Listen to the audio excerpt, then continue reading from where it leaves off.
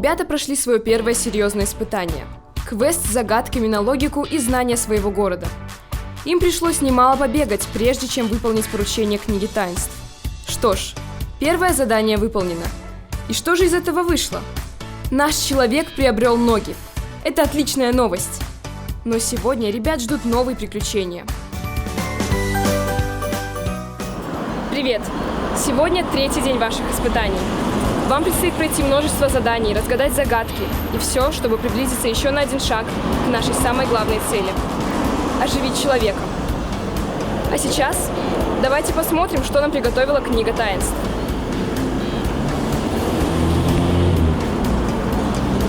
Итак, загадка. Брат с братом всю жизнь рядом. Видят целый свет, а друг друга нет. Можно я? Глаза. Что ж, с загадкой вы справились, но это, как всегда, была разминка. А сейчас вы получите первое задание. Кто прочтет?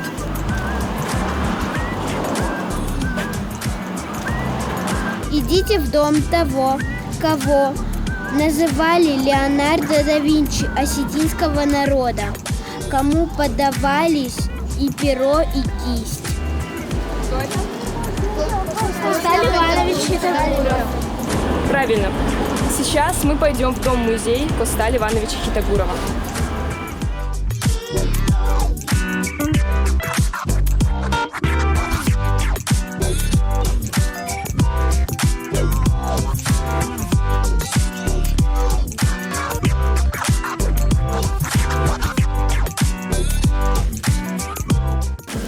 Здравствуйте.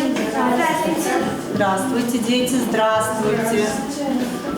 Мы рады видеть вас в нашем мемориальном доме-музее Косталя Ивановича Хитогурова. Ребят, вы находитесь в мемориальном доме-музее Косталя Ивановича Хитогурова, основоположника осетинской художественной литературы и литературного языка. Косталь Иванович Хитогуров родился в высокогорном ауле Нар 15 октября 1859 года. В этом году Коста исполняется 160 лет. Здесь у нас также, ребятки, есть свидетельство о рождении Коста, то есть запись с метрической книги. Смотрите, ребят, до переселения осетин на равнину с высокогорной местности жилища осетин назывались саклями. Сакля делилась на две части. Женская и мужская часть. Так, откуда мы должны узнать, что это женская и мужская половина? Что разделяло саклю? Тем, что у мужчин есть вот такие кинжалы, женщины ими не пользуются, поэтому это мужская сторона, а это женская. Так как здесь как бы кухня и вот тут. Ты все правильно сказал. Но смотрите, ребят, саклю делил очаг и надочажная цепь. Видите? Кто-то из вас мне недавно сейчас задал вопрос. Это что, оружие? Нет, это не оружие. Это надочажная цепь. Очаг и надочажная цепь, ребят, это все очень свято было для осетин. И детям элементарно вашего возраста не принято было, чтобы они прикасались к надочажной цепи. Да. Вот в одной из таких саклей воспитывался Коста до 8-9 лет. А данный портрет принадлежит кому, ребята? Кто мне скажет, кто мне поможет? Так, ну-ка давай. Этот портрет принадлежит отцу Косталя Ивановича Хитогурова. Собственно, да, есть Иван Хитогуров.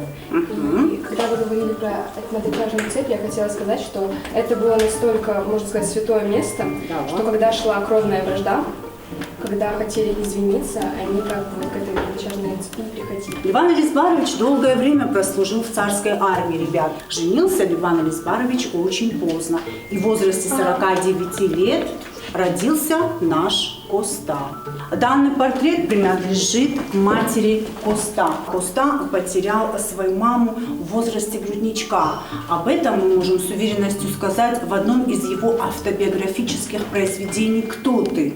Перед смертью Мария Гавриловна поручила воспитание своего единственного сына Своей сестре. нет, близкой родственнице, подруге Чензе Туаевой Запаровой.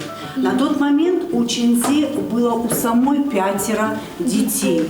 И когда Мария Гавриловна попросила перед смертью положить Коста, своего сына, рядом с ней в могилу, Чензе отказалась. Она воспитала сын Коста.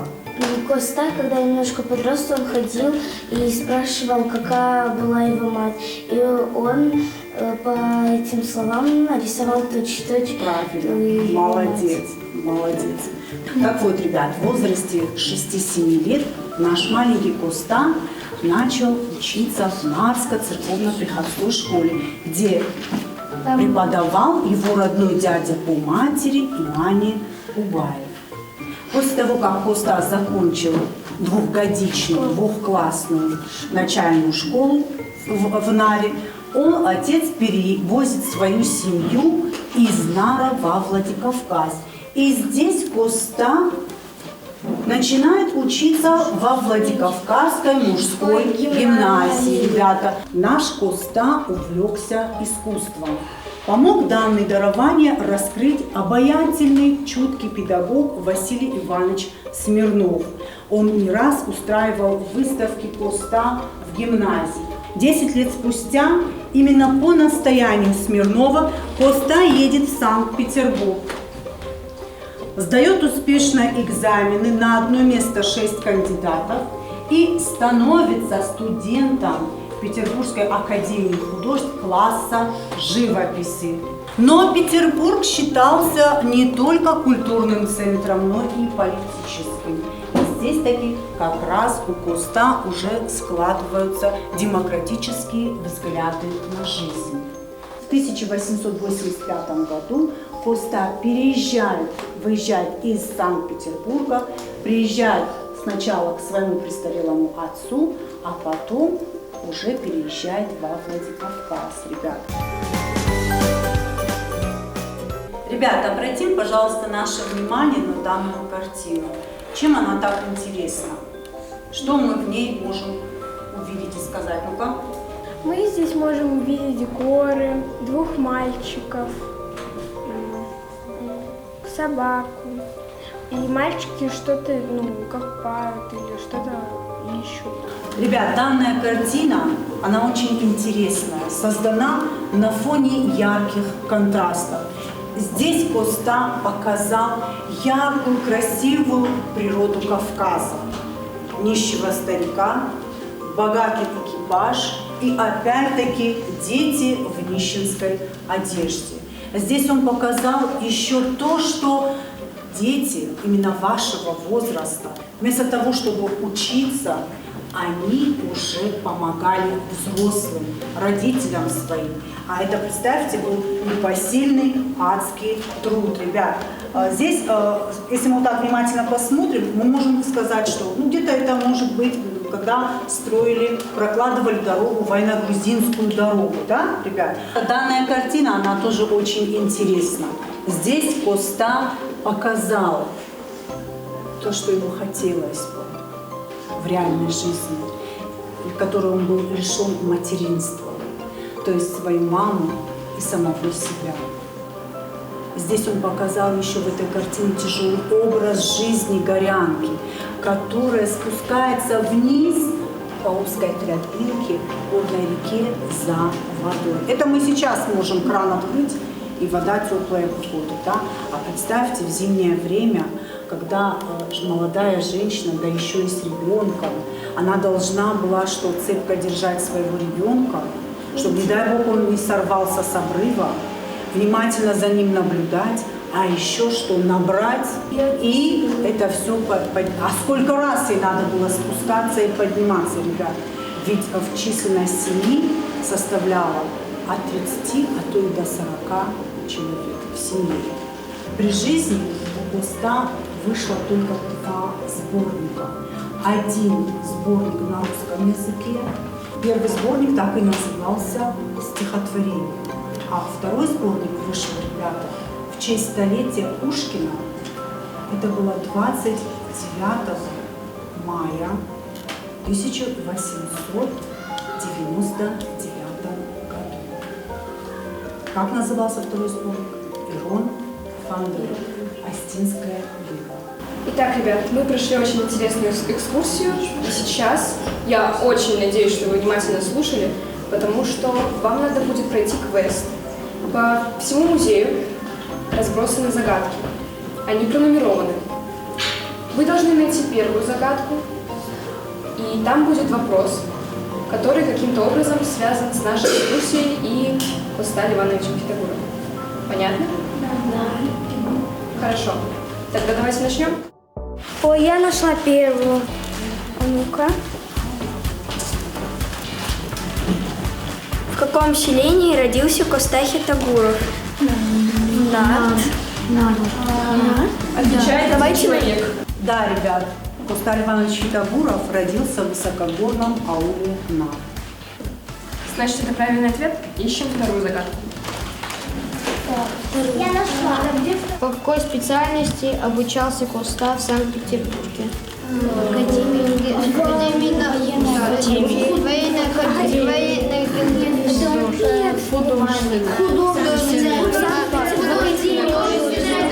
Живопись. Так, у вас есть ответ? Да, в художественной академии. Совершенно верно. Коста Фитагуров учился в Санкт-Петербурге в художественной академии. Что ж, тогда на поиск третьей загадки. Я нашла. Как называется самый известный сборник стихов Коста? Ирон Фандер. Опять-таки совершенно верно. Молодцы. Теперь четвертая.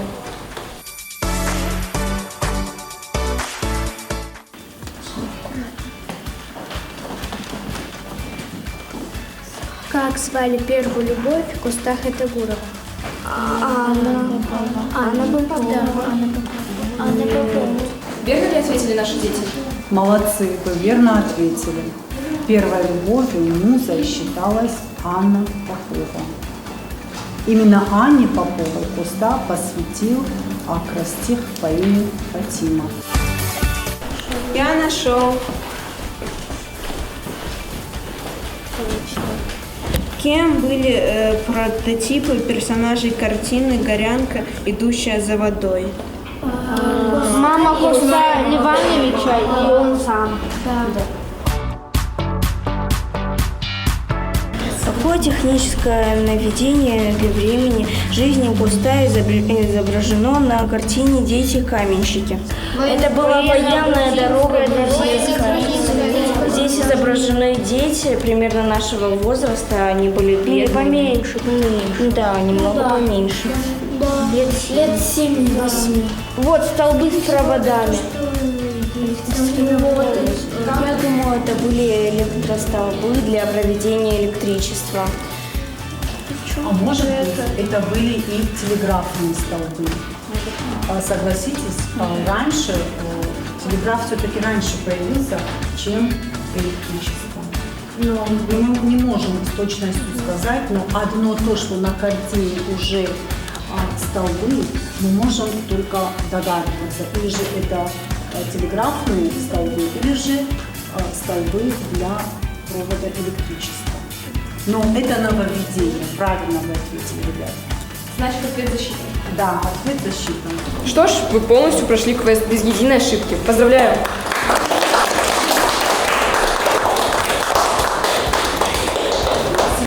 Так как мы выполнили первое задание книги, сейчас нам надо отправиться в студию, чтобы узнать второе. Вперед! Первое задание выполнено, но пришла пора двигаться дальше.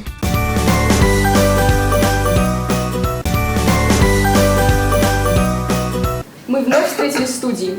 И теперь, после квеста, давайте посмотрим, какое нам даст задание шкатулка.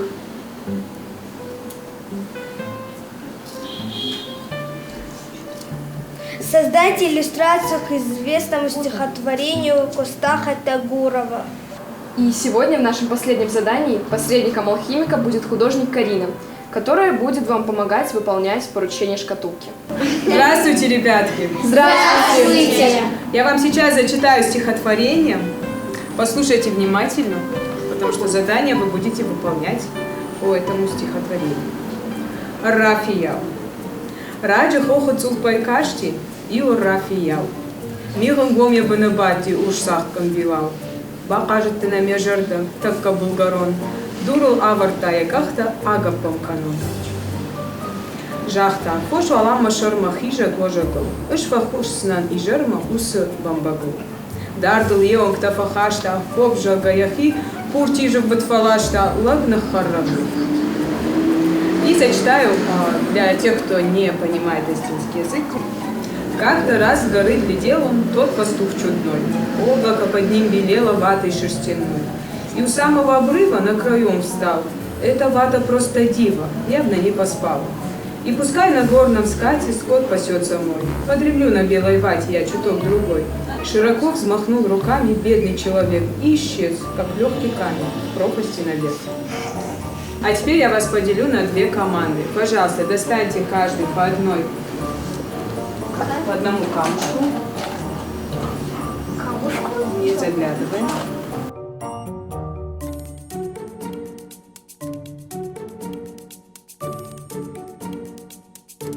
Теперь те, у кого черные камушки, переходят к левому мольберту, те, у кого белые камушки, к правому мольберту. Все детали обсудите друг с другом, как ваше изображение будет выглядеть, какие элементы вы хотите показать. И один человек будет это все наносить. Если кто-то умеет показать объект лучше, пожалуйста, передай карандаш, кто будет рисовать, и помогайте друг другу. Это командная работа. Все надо успеть показать в цвете. И у первой, и у второй команды есть и краски, и кисточки. Закрашивать можно сразу несколькими кисточками, то есть вы выбираете опять, кто это будет делать. Начинаем старт. У вас 20 минут. Почему вдалеке? Он же рядом. Он же их так.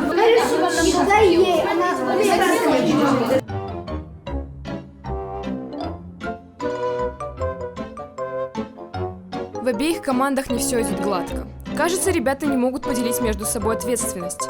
Более того, Яна покидает свою команду и переходит в команду соперников. У обоих мольбертов суета, но дело движется медленно. Увы, кажется, ни одна из команд не уложится в отведенное время. Что же ждет ребят, если это задание будет провалено? К сожалению, ни первая, ни вторая команда не справились с заданием, поэтому дальше вы будете играть по новым правилам. Так как уже сказала Карина, обе команды не справились с заданием.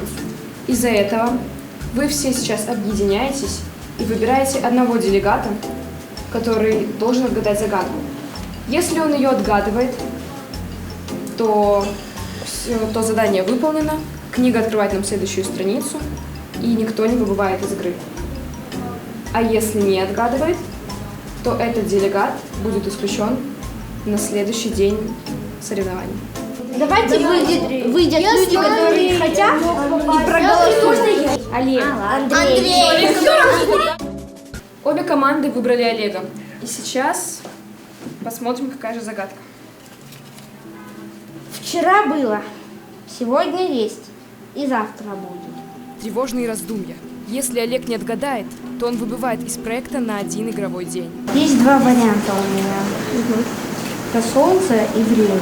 Среди того, что ты назвал, есть правильный если вариант. загадка старая, то не всегда может быть солнце, поэтому я назову время. Итак, твой ответ – время. И это верно. Да! Это была напряженная борьба. Однако суеты было больше, чем собранности. Впервые ребята поняли, что быть командой – это труд. И без труда выполнить задание книги едва ли удастся. Ну, конечно, было очень интересно в музее. Сегодня было очень весело, интересно. Мы многое узнали, сблизились.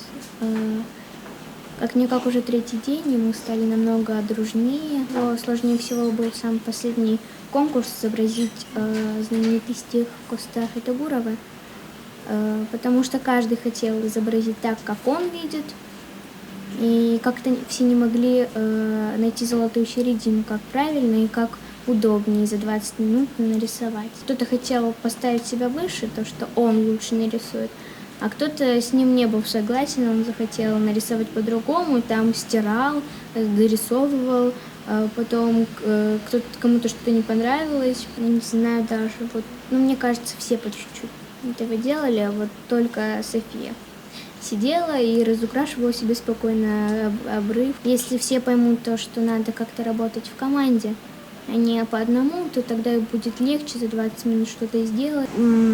Большинство работали, а некоторые слегка мешали. Типа, дай мне кисточку, дай что-нибудь сделаю, в общем, портили. Допустим, дали мы кому-то кисточку, и он там разрисовал картину так, что немного испортил. У меня было 4 вещи.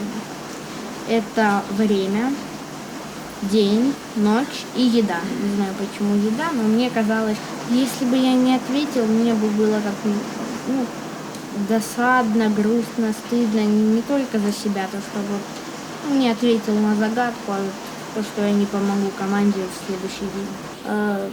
Красивее картина получилась во второй. У них красивая картина, потому что они ее быстро рисовали очень. И у нее... Я на них посмотрела и на нас посмотрела. Мне показалось, если честно, что их больше в команде. Ну и мне кажется, потому что больше человек рисовали, чем у нас. Рисовали вот в нашей команде некоторые, и я из них. Там София, я и Андрей, они так себе. Я ничего не говорил, София тоже что-то говорила, но ее не слушали, Андрея тоже не слушали. Ну и нас трое не рисовали. А в той команде никто не выбыл, как бы, кроме Артура. И поэтому они быстрее нарисовали. Мне очень было обидно то, что меня никто не слушал. Ну, мне понравилось, даже несмотря на то, что мы не закончили картину нашу, мне очень понравилось ее начало, и если бы мы были более дружны, то мы бы ее закончили, и было бы очень красиво, я считаю. Каждый, даже если немного занимался рисованием, он думал, что лучше всех понимает все искусство и хотел командовать. А командиром стать всей нашей команды нельзя было. Все хотели быть этими командирами, и мы постоянно спорили. Споры были, но я почему-то не волновалась, будто заранее знала, что мы все равно пройдем.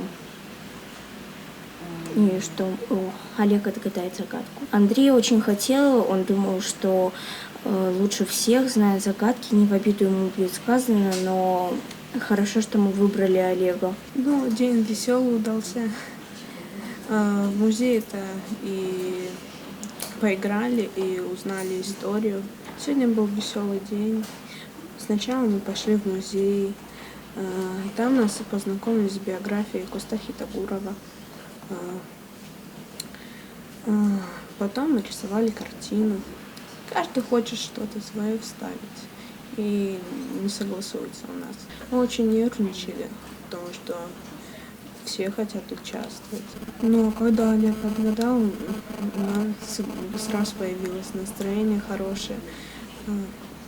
Мы обрадовались. Всем надо постараться сплотиться, и тогда все получится.